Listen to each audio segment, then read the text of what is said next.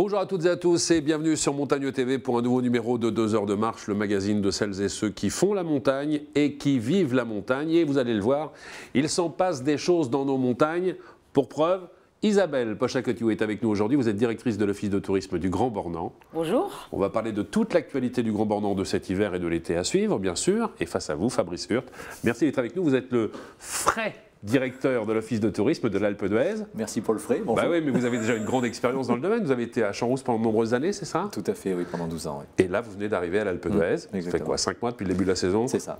D'accord. Vous serez encore le sommet du Tour de France cet été? Le sommet, peut-être pas par l'altitude, mais par l'étape qui va être finalement, je pense, mythique, avec 2 montées de l'Alpe d'Huez. C'est toujours un moment exceptionnel. Ouais, tout à fait, oui. Ouais. Et surtout, quand on se réveille le matin, on découvre des tentes un peu partout dans la montagne. Comment vous faites pour gérer l'hébergement? C'est affolant.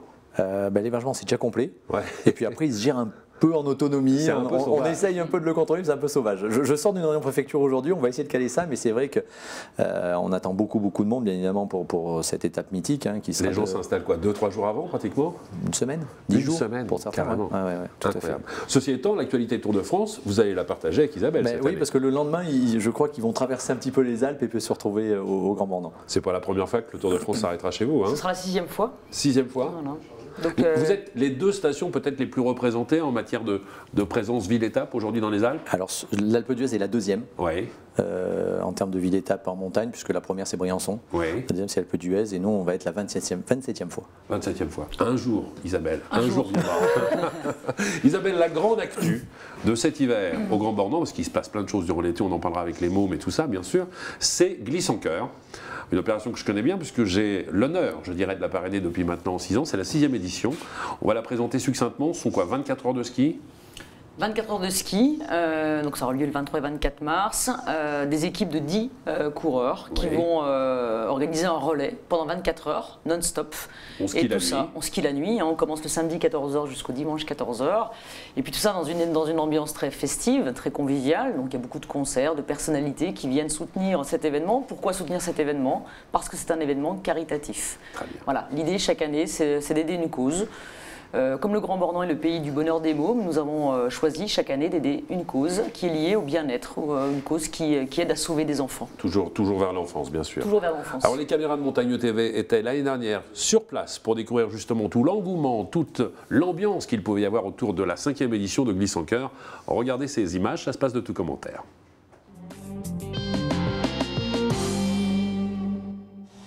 Je suis ravi de pouvoir amener un peu de joie et un peu de soleil, quoi. Et surtout pour une belle cause. En tous les cas, ça me tient à cœur parce que j'ai rencontré plein d'enfants malades. C'est hyper convivial et hyper chaleureux. Et la mal, tu ne t'imagines même pas comme ça fait mal de rire sans toi. Et la mal, tu ne reviendras pas. Oh non, non, non, non.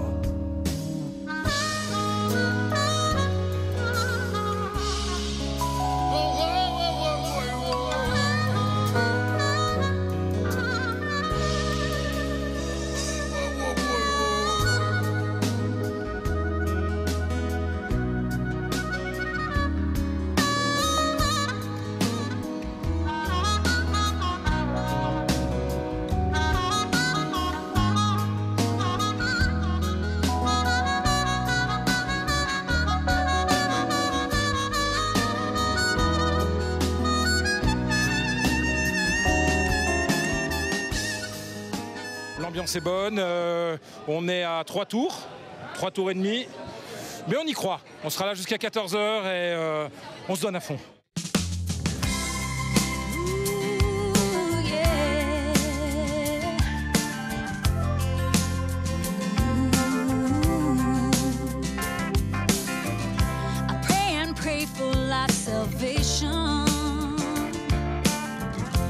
Faith is tried and true in tribulation.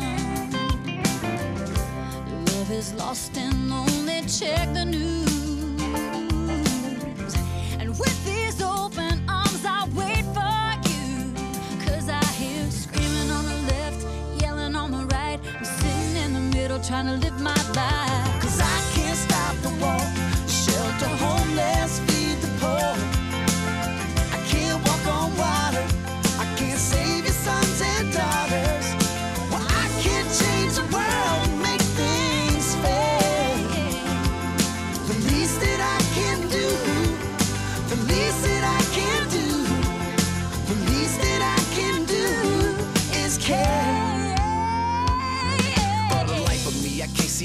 ever keep enticing me. All you see is a felon. I know God can see what's right in me. How I can be labeled as a villain in the first place, when the worst case scenario was my birthplace. I'm just trying to keep from falling victim to the murder rate. Take my life lesson, convincing the adolescent that a God up in heaven sending down blessings, and your future way brighter than your present. Quit stress. Alors après 22 heures de course, dites-nous où ça en est.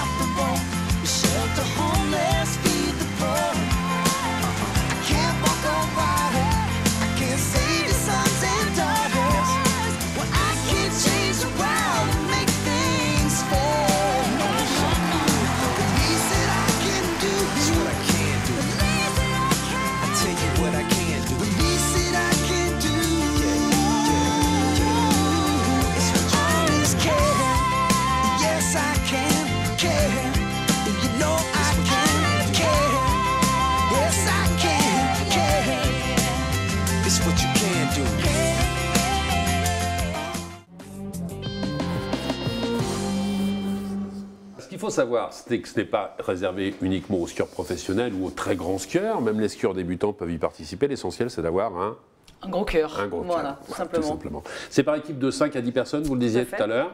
On peut s'inscrire dès maintenant. On peut encore s'inscrire. Il y a actuellement 80 équipes d'inscrites. Ouais. On va à peu près accueillir 120 équipes. Donc sur le site Après, on internet. s'arrête à 120 pour des raisons de sécurité, c'est ça? Pour des questions d'organisation, de sécurité, pour le bien-être aussi des compétiteurs, et puis parce que c'est une taille d'événement qui nous convient bien aujourd'hui. On veut beaucoup de proximité à la fois entre les bénévoles, les skieurs, les compétiteurs, et puis l'ensemble des personnalités qui nous rejoignent. C'est une même famille qui va se mobiliser pendant un week-end pour une association. Et vous avez parlé effectivement des bénévoles.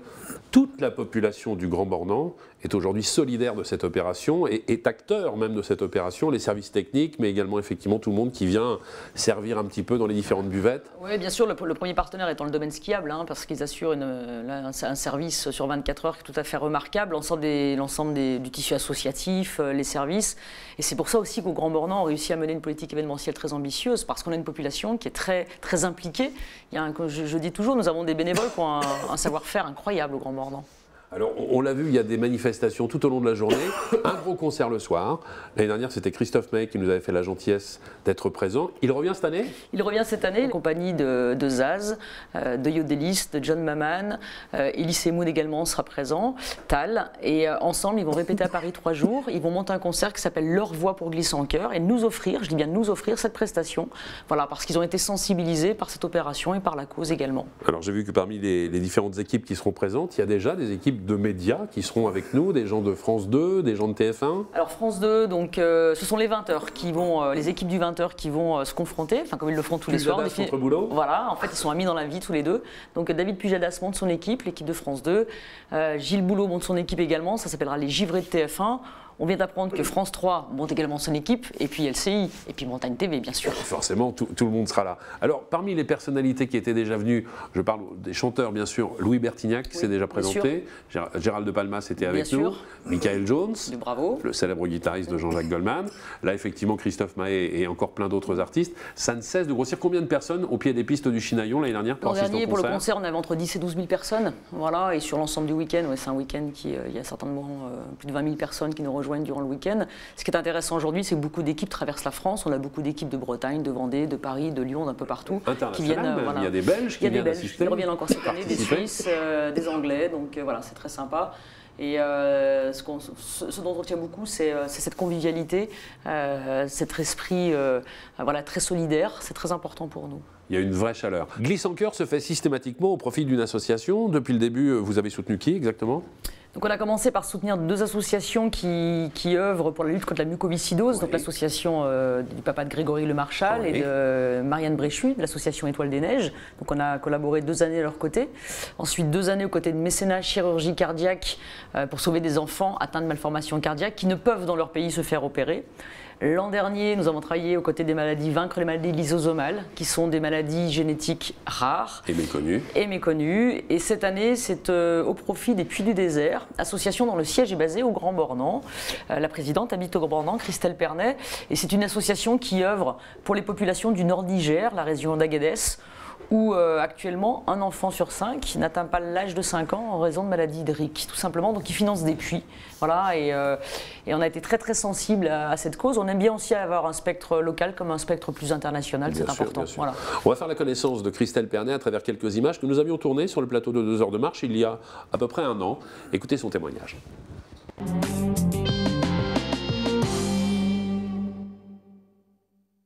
Christelle, vous êtes la présidente d'une association qui s'appelle Les Puits du Désert. Vous avez monté cette association il y a combien de temps maintenant? En 2000. En 2000. L'objectif, le but de cette association? Alors le but de cette association, c'est de faciliter l'accès à l'eau aux populations nomades et sédentaires du Sahara, du Nord Niger. C'est en fait de construire des puits pour permettre la survie des populations du Sahara. Et comment faire pour vous aider alors? Comment faire pour nous aider? Eh bien, nous aider à construire des puits en nous apportant des fonds, bien évidemment, mais aussi des techniques, mais aussi des pompes, mais aussi tout ce qui peut nous permettre d'aller là-bas et de donner les moyens aux populations, et en particulier à Mohamed et à ses équipes, de construire les puits. Quand on parle effectivement de cette population dans ces régions du monde, ça concerne combien de personnes à peu près qui souffrent aujourd'hui cruellement d'un manque d'eau? La plupart des gens au Niger, qui sont en particulier les nomades dont nous on travaille pour eux, en tout cas, je sais pas, les terrains est vaste. Le nombre de populations est nombreux, mais je ne connais pas, parce que comme c'est des gens qui se déplacent beaucoup, en fait, en réalité, ils ne sont jamais recensés. On ne sait pas, un jour ils sont là, un jour... Depuis la mise en place de cette association, combien de puits ont été mis en place justement dans ces régions?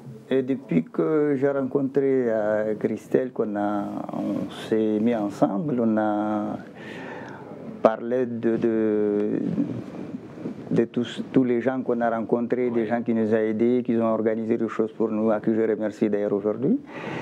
Et on avait créé aujourd'hui 143. 143. Puis, entre les puits maraîchers et les puits pastoraux. D'accord, effectivement, les puits pour pouvoir s'alimenter en eau tout simplement et non pas simplement pour les cultures. Oui. Ça, c'est quand même un point important. On se demande pourquoi aujourd'hui, sur Montagne TV, on parle de puits du désert. Tout simplement parce que on parle aussi de montagne solidaire. Aujourd'hui, il y a des stations de ski qui ont mis à disposition du matériel qui permet exactement aussi et également de créer des puits, c'est ça, ou des moteurs? Oui, tout à fait. Il y a 2 choses. D'abord, je pense que la montagne, nous, les gens des Alpes, les gens des montagnes, on est très proches des gens du désert pour plein de raisons. Raison de grands espaces, raison de combat contre des éléments difficiles, le froid, le chaud. Ils sont guides comme nous avons les guides et les moniteurs, ils sont confrontés au tourisme comme nous, etc. On a beaucoup de points communs, ça c'est la première chose. La deuxième, c'est une initiative de la station de l'Alpe d'Huez, plus particulièrement de Christian Reverbel, qui est le directeur de la SATA, et qui un jour, à l'occasion du festival météo de l'Alpe d'Huez, a invité Mohamed Iqsa pour parler de l'eau. Le thème était l'eau, alors l'eau plaisir en sous forme de neige pour le ski, et dans le désert, l'eau survie des hommes. Et Mohamed était là et il a vraiment séduit toute l'assistance, tout le monde. Et Christian Verbel s'est dit qu'après tout, ces pompes qui servent à pomper l'eau pour alimenter les canons à neige et qui sont immergés dans des lacs artificiels, elles sont changées tous les 3 ans. En fait, elles marchent encore pas mal. Et Christian a eu l'initiative il y a 3 ans de prendre les pompes en fin de saison qui devaient être changées, de les faire réviser par la société qui les avait construites et de les envoyer dans le désert où, après, c'est Mohamed qui gère. Voilà l'idée. Bon, en tout cas, c'est une belle idée. Je pense que toutes les stations de ski françaises aujourd'hui équipées de canons à neige pourraient justement faire le même don de ces moteurs et pouvoir permettre de créer encore de nombreux puits. 143 au jour d'aujourd'hui. Il faut qu'on y aille encore, non? Ouais, bien sûr. Alors, il en manque combien? Vous avez réussi 400, plus ou moins à le qualifier? Je vais laisser Mohamed, mais ils ont recensé au niveau... Dans notre association, les Puits du désert, Mohamed préside une association créée au Niger qui s'appelle l'association Tiden, formée de Touaregs, parce que je pense que c'est plus une collaboration, c'est pas à nous de venir leur dire ce qu'ils ont à faire, et eux savent beaucoup mieux que nous. Donc Mohamed a consulté toutes les populations dans un rayon de 300 km autour de la ville d'Agadez, au nord Niger, et ils ont recensé 400 puits. Aujourd'hui, on en a fait 143, donc la route est encore longue pour arriver au bout.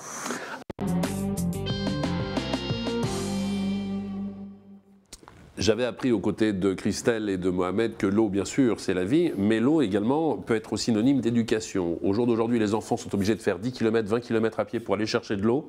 Pendant ce temps-là, ils ne sont pas à l'école. Quand il y aura des puits dans leur village, ils pourront aller à l'école. Ça aussi, ce sera un bienfait. Association Puits du désert, soutenue par Glisse en Cœur. On rappelle les dates. 23-24 mars. 23-24 mars, avec plein de spectacles qui vont se passer le jour de la compétition et même la veille. La veille, nouveauté, donc une soirée d'ouverture le vendredi 22 mars où à l'espace Grand-Bourg, on va avoir une soirée dédiée une fois de plus à l'association, présentation de l'association, de Christelle Pernet, de Mohamed Dixa et de cette cause. Et puis donc c'est Lise Moon qui viendra nous faire un one-man show d'1h30. Donc les places sont en vente à l'office de tourisme du Grand Bornand. Et voilà, donc l'événement grandit. On aura une journée de plus maintenant sur ce grand rendez-vous Merci du cœur. beaucoup Isabelle. Voilà. Fabrice, vous êtes le bienvenu. Hein. Oui, mais Lise Moon, ça peut être sympa. Vous êtes invité, hein. Vous venez quand vous voulez. Merci hein. alors. Alors vous aussi, les opérations caritatives, vous connaissez Oui, nous c'est plus l'été puisqu'on organise maintenant depuis 2006 une opération avec des amis hollandais qui ont décidé un jour de venir faire une opération pour le cancer, pour la recherche contre le cancer. Donc c'est parti d'une idée de presque, je dirais pas d'amis, parce que dans ce cas-là, c'est des opérations qui sont très sensibles pour le développement, mais c'est venu donc le 6 juin 2006. Ils sont partis, ils devaient peut-être 500. Aujourd'hui, c'est près de 30 000 personnes qui viennent. 32 millions l'année dernière récoltés. Donc c'est un. Si vous voulez faire un don pour Glisse en Cœur, vous êtes le bienvenu aussi. Hein. Moi, ça serait avec plaisir, mais c'est pas nous qui le faisons. Mais c'est vrai que c'est une opération où les gens montent 6 fois l'Alpe d'Huez. Donc c'était le 6 juin 2006, 6 fois. Donc Zeiss pour 6 en hollandais. Et aujourd'hui, c'est devenu un événement, mais qui est national en Hollande. Quand vous allez là-bas, moi j'y suis allé il n'y a pas longtemps, tout le monde le connaît, c'est presque plus populaire que nos télétons. Très bien. Revenons à l'hiver, oui. Parce qu'il se passe des choses cet hiver à l'Alpe d'Huez. Tout à fait. Il y a plein de nouveautés. Oui. Racontez-nous. On a essayé on veut aller chercher un label qui s'appelle le label Famille Plus, oui. que le Grand Bornand a été un des précurseurs par rapport à ça. Et on a beaucoup investi, notamment auprès des enfants, pour une maison de l'enfance avec le SF, une garderie pour notre part, un télémix qui permet d'assurer aux gens de monter tranquillement, aux enfants avec leur moniteur tranquillement. Et on a un des espaces aujourd'hui en France débutant par rapport à la cuvette de l'Alpe d'Huez qui est peut-être un des plus beaux en France. Donc c'est vraiment un objectif pour nous de mettre l'accent pour accueillir ces familles. Alors l'espace ski débutant, le chalet de l'école de ski, il fait quelle surface? C'est quelque chose d'imposant? Oui, 300 mètres carrés. Hein. Donc c'est très important. Il y a 2 tapis à l'intérieur. Le télémix qu'on voit là actuellement qui permet aux gens soit de prendre les sièges quand tu as envie, soit pour les moniteurs avec les enfants de monter dans les cabines quand il fait plus mauvais, et surtout en sécurité. C'est une actualité aujourd'hui qui est un peu présente puisqu'on a eu quelques soucis par rapport à ça. Donc c'est un élément rassurant pour les familles. Et puis on va continuer à développer ces espaces-là sur une autre partie de l'Alpe aussi pour apporter encore un plus au niveau des familles. Et en complément de ça, on a ouvert cette année une nouvelle garderie de 70 places qui est à la fois pour des gens à l'année mais aussi pour des touristes, qui est pleine dès son ouverture. Donc on voit vraiment un accent sur l'accueil des familles avec des enfants en bas âge. Le télémix dessert pratiquement l'intégralité des pistes. Après on peut rejoindre pratiquement tout le domaine. On rejoint tout le domaine parce que ça permet d'aller sur la partie 1800 et de monter après sur le 2e, 3e tronçon, mais surtout ça dessert l'intégralité de l'espace débutant avec une qualité exceptionnelle par rapport au moniteur pour l'enseignement de la glisse. Et il paraît qu'on se régale sur les pistes cette année. Il y a un nouveau resto. Oui, on a un nouveau restaurant qui vient d'ouvrir, un contemporain, qui a été fait avec l'architecte de Paul Bocuse, donc qui est alors assez moderne, finalement contemporain, parce que c'est une pyramide. Alors, je ne dirais pas que c'est la pyramide du Louvre, mais ça ressemble un peu quand on est en bas. Donc ça, c'est le nouveau resto avec un concept restauration et self très original. D'ailleurs, sur le self, j'ai trouvé ça très sympa. Et puis l'an prochain, il y a une quantité aussi, puisqu'on va avoir l'ouverture de la Folie Douce. Pour l'hiver prochain, ils ont commencé à venir faire des repérages, ils ont investi dans un restaurant, et une Folie Douce ouvrira l'année prochaine à l'Alpe d'Huez. Donc un beau concept aussi de restauration et de fête en station. Quand vous parliez de ce restaurant contemporain, est-ce qu'il est ouvert à tous les goûts et à toutes les bourses? À tous les goûts et toutes les bourses, et il y a un très très bon rapport qualité-prix. D'accord. Et la Folie Douce, ce sera dès l'année prochaine? Dès l'hiver prochain, ouverture 15 décembre, logiquement. On a déjà le succès de ce genre d'événement. On est en discussion avec eux et je pense que ça permettra aussi d'avoir un concept. Alors, la Folie Douce essaye d'adapter à chaque fois, à chaque lieu où il est. Donc, c'est un concept qui est unique, c'est pas la reproduction d'une même idée. Donc, il sera adapté aux caractéristiques et aux éléments qu'on peut avoir. Donc, un peu plus de famille peut-être chez nous, mais toujours sur le principe de s'amuser, de faire la fête sur les pistes. Ce sera la 4e Folie Douce, c'est ça? Après Val d'Isère, Val Thorens, Courchevel. Les Ménuires. C'est ça? Non, Méribel. Méribel, c'est ça. Donc 4e, tout à fait. D'accord, très bien. Parfait. Bah, écoutez, un beau projet, oui, tout à fait, effectivement, qu'on a chez nous et on va essayer de continuer de développer l'Alpe comme ça et d'être dans les leaders français.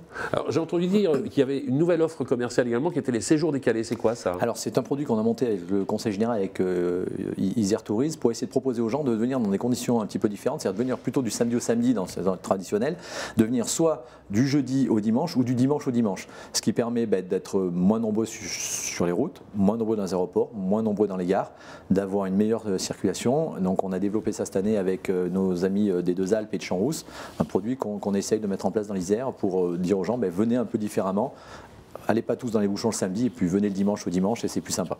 Je suis sûr qu'il n'est pas à court encore de nouveautés et d'informations, Fabrice. Je vous donne, allez, tiens, 30 secondes si vous avez encore des choses à nous raconter sur l'Alpe d'Huez.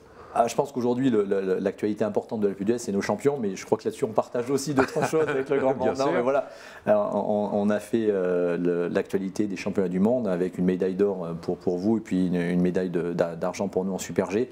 Ophélie David, qui devrait, j'espère, on va croiser les doigts, gagner aussi cette année à nouveau son 8e titre de Coupe du Monde. Donc on a aussi une école et une pépinière de champions très importante. Donc on essaie de mettre l'accent là-dessus et puis de mettre en valeur. Et puis pour nous aussi, ça nous fait plaisir de les voir. Je crois que c'était une belle surprise pour le sport français, pour le ski français et pour toutes nos stations. Voilà, on a eu des très belles médailles. Voilà, qui était peut-être inattendue pour certaines, d'autant plus peut-être celle de l'Alpe où c'est une plus belle histoire parce que Gauthier était remplaçant, on l'appelait 3 jours avant, voilà, il l'a dit lui-même, une semaine avant il ne savait pas s'il allait continuer. Meilleur résultat jamais réalisé par un skieur en championnat du monde ou en Jeux Olympiques. Exceptionnel. Exceptionnel. C'était exceptionnel. On était ravis de vous recevoir en tout cas, Fabrice. Merci. Vous aussi, Isabelle. Merci, vous revenez quand vous voulez. Avec plaisir. Vous êtes les bienvenus. On va continuer à parler justement de champions et on va regarder un extrait d'un documentaire qui passe actuellement sur Montagne TV qui s'appelle Parole de coach. Très intéressant pour celles et ceux qui veulent devenir demain de grands freestylers sur, pourquoi pas, les traces de Xavier Bertoni ou encore de Kevin Roland. Regardez quelques extraits de ce documentaire et on se retrouve très prochainement sur Montagne TV. Merci pour votre fidélité. Au revoir.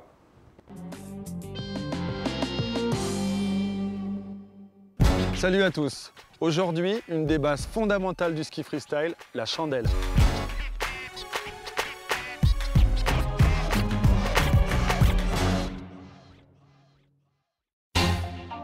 La chandelle, c'est le saut de base sans rotation ni gramme que tu dois maîtriser pour envisager efficacement la suite de ta progression dans le ski freestyle.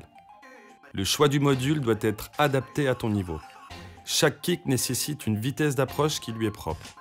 N'hésite pas à prendre exemple sur d'autres skieurs plus expérimentés ou à leur demander conseil.